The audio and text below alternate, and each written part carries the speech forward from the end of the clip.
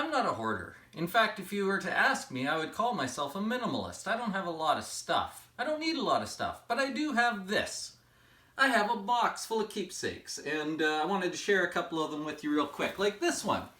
This is my high school jacket. I got this in grade 9. Peacock High in Moose Jaw. There is not a chance I could wear this now.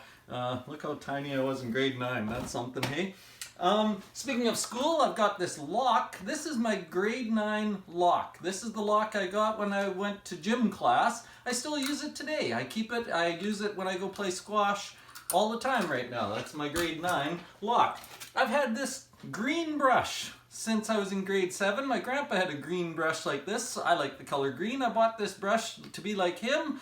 Sadly, I haven't used it in 10 years or more for obvious reasons. I've got this. This is a hat I bought in 1989 on chorus tour when my Bible college went on a chorus tour. Bought this with a buddy of mine out in BC. Still have that. I've got all kinds of shirts that I wore when I was a kid. A Toronto Maple Leaf shirt or two. A little tiny Chicago Blackhawks shirt. I've got those still. This whole box has my hockey cards in them. I really like that. What else do I have? I have my very first bear. My first teddy bear. I've still got that. I've got a hockey puck that I caught at a Moose Jaw Canucks game. The Canucks don't even exist anymore. That's a puck I caught there.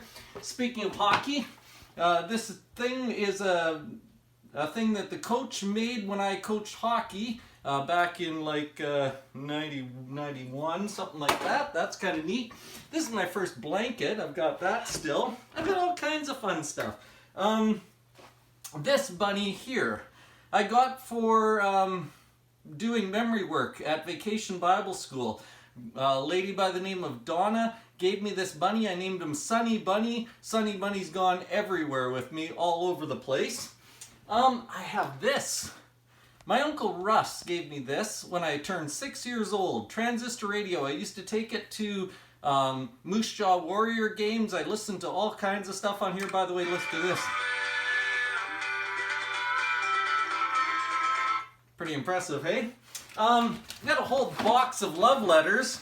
I think they're from Sarah. Not sure. Anyway, and last but not least, I've got this. I've got this. This is the mechanical pencil that I have written every sermon I've ever written with. I've written every sermon but 2 with this exact same mechanical pencil. I would be really sad if that were to get lost. There's some cool stuff in here. That's not even everything, but I've got a pile of things that I keep. Not because I have to keep them, not because I'd be devastated if they were gone, but they bring back some good memories. I treasure some of these things because of the connections I have to my Uncle Russ, to hockey games I went to my mom. Just really neat memories. If I dig through here, there's lots of neat things that I've treasured. That's what I want you to think about today. What have you been treasuring? What are you putting away right now that you think, man, that is really neat? What are you treasuring from this time? Because one of the things we need to learn to do, or make sure we're doing, is not just letting this time slip away, not just letting it be a waste. But when we come out on the other end of this, can there be some things that we have treasured from this time?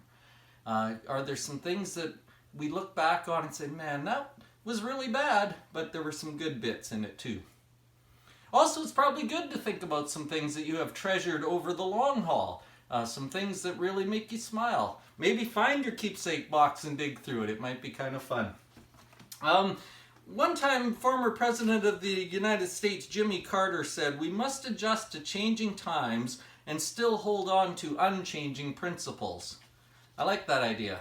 We're in changing times. Things aren't as what they normally are, but there are some principles and some things we just must hold on to. We must treasure.